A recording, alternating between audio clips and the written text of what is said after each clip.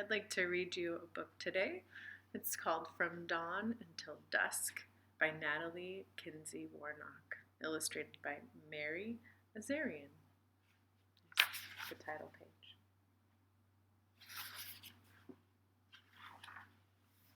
My brothers and sister and I grew up on a farm of steep wooded hills and fields with rocks as big as your head. There was work enough on that farm to keep us busy all year long from dawn until dusk. On winter nights, as the wind whistled round the house and snow piled up against the windows, our mother told stories of how our Scottish ancestors left their rocky farms to journey to America for a better life. We thought of the rocks here, of Vermont's long winter, and of the hundreds of trees that had been cut down to make a farm. And my brothers would say, "Why'd they move here?" Then they'd argue about where they wanted to move when they grew up.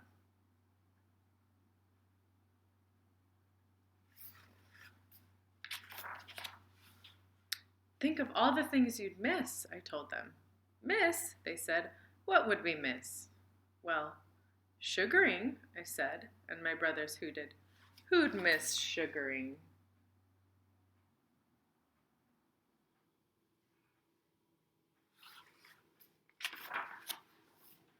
Spring came late to Vermont's northeast kingdom, and it began with sugaring. Dad bored holes in the maple trees. My brothers and I and 7 cousins tapped an iron spout into each hole and hung buckets from those spouts.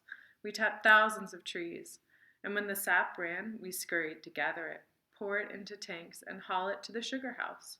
Remember how our hands and feet get so cold we can't feel them? My brothers asked, and I did remember that bone.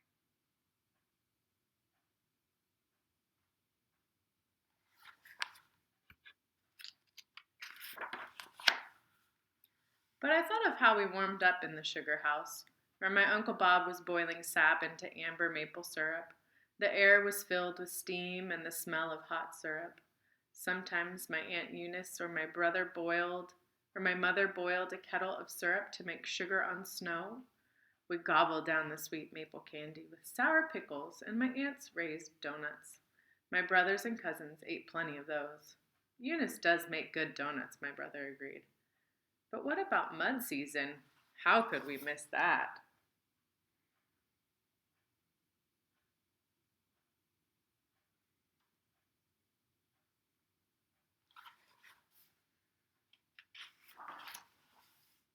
April was mud season. Cars and trucks sank up to their running boards, and farmers kept busy pulling them out. They never charged anything. That's just what neighbors did. We couldn't help but track mud everywhere, and my mother threw up her hands at trying to keep the floor clean. But I made mud pies with my cousins, and we rode our bicycles with our barn boots on, splashing through the puddles, and came home so mud-spattered they couldn't tell us apart.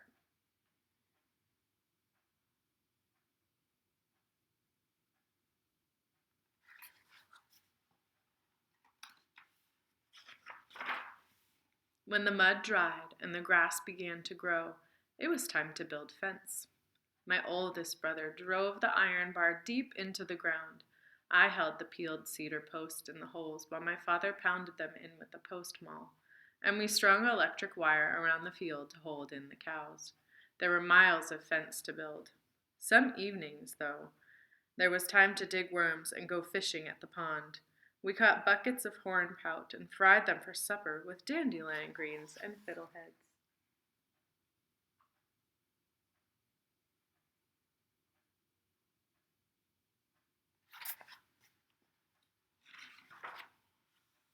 Early each spring, frost pushed the rocks to the surface, rocks that would bend and break machinery if left in the field. After my father plowed the fields, we had to pick stone. Picking stone was the job we hated most. Each field had hundreds, thousands of stones. Stones as far as the eye could see, more stones than ever could be picked. But we picked them. Even you wouldn't miss picking stone, my brothers said. But Kildare always came skittering across the field as we picked, and swallows wheeled in the air, and sometimes when we whistled at the meadowlarks, they answered us back.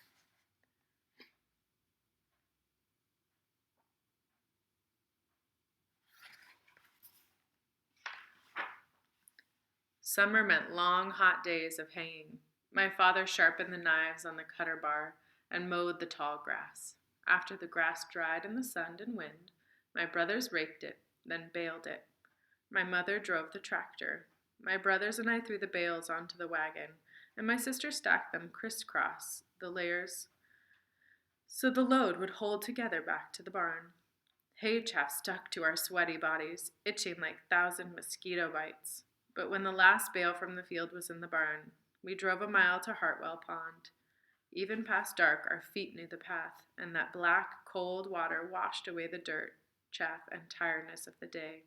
As we swam, Mother called out our names ever so often, to keep track of us. Some nights, my cousin and I slept in the hay, but as we were too scared to sleep, Emily and Earl were especially good at telling ghost stories.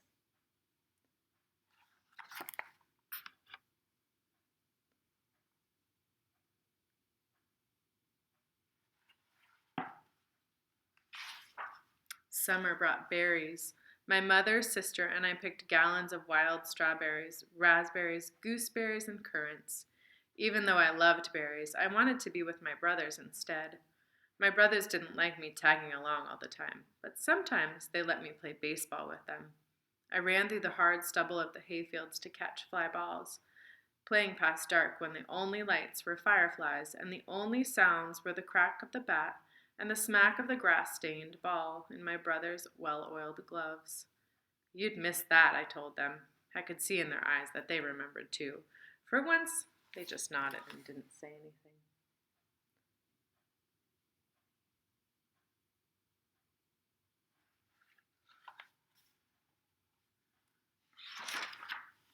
Mornings and evenings, we got the cows and drove them to the barn for milking.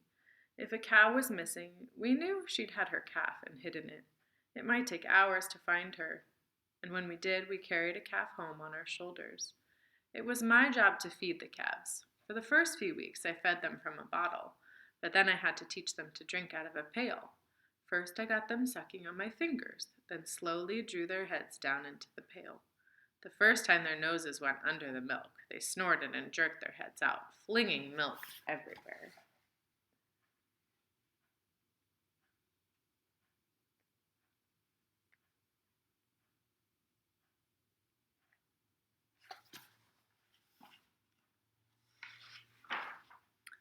While Dad was milking, my sister, brothers, and I fed the cows grain and hay. We shoveled the manure from the gutters and put fresh sawdust bedding under each cow. I wouldn't miss milking, one brother said. I wouldn't miss shoveling manure, said another. But I thought of the haymow and how we looked for new kittens that the mother cats had hidden. Sometimes we found them soft, yellow, black, and gray bundles, with their eyes not yet open and not yet wild. We gave them names like Sarsaparilla, Fraidy Cat, and Ralph, and they kept the barn free of mice.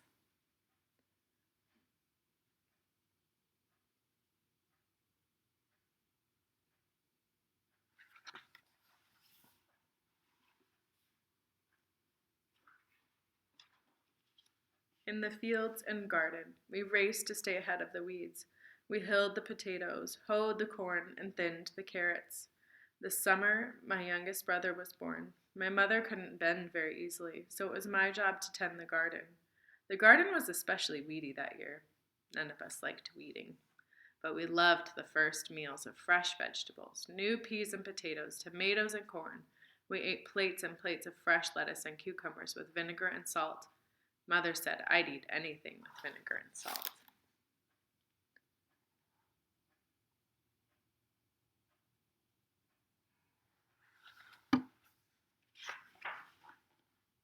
In September, we were back at school. The cooler nights of fall brought out the bright color of the maple trees, red and orange and gold.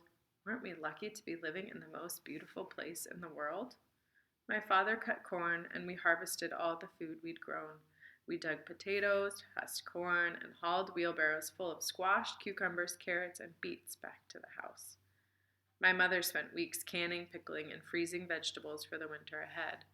We loved picking apples. I climbed the trees to shake down Macintosh, Duchess, and Northern Spy. We stuffed them into bags and carried them to the cider press. The apples rumbled down into the grinder, and the juice ran out in a clear golden stream, tart and sweet at the same time. The hornets liked it as much as we did.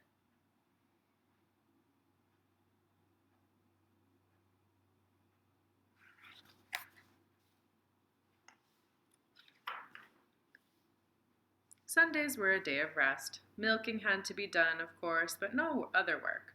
We bathed and dressed in our best clothes and drove the 7 miles to church, no matter what the weather. My brothers and cousins didn't like going to church, and we weren't allowed to go fishing on Sundays or play cards or baseball. But some Sunday afternoons, especially in the fall, we went for family drives. Where we lived, every road was a back road, and we explored them all, finding old cellar holes and cemeteries with the names of our ancestors carved in the stones.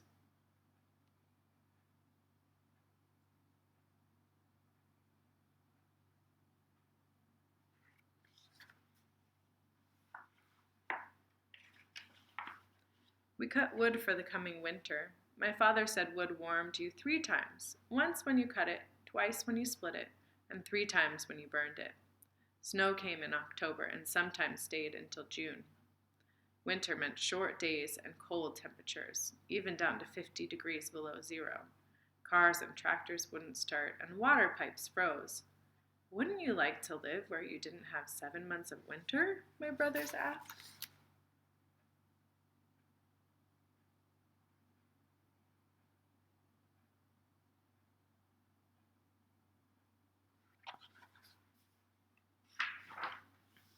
But I knew how they loved to dig tunnels and build snow forts, and we had terrific snowball fights, and we all tried to fly, my brothers and cousins and me. We jumped out of trees, off silos and hay wagons.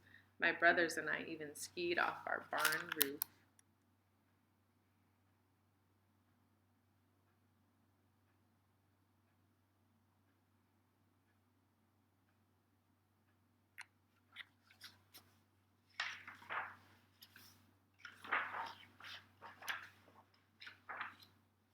A few cousins moved away to New York and Michigan, and even one to Africa.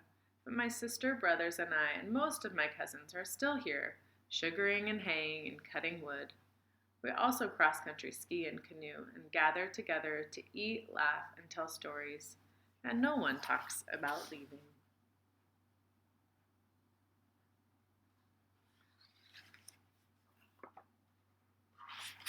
That was From Dawn Until Dusk. I hope you enjoyed it.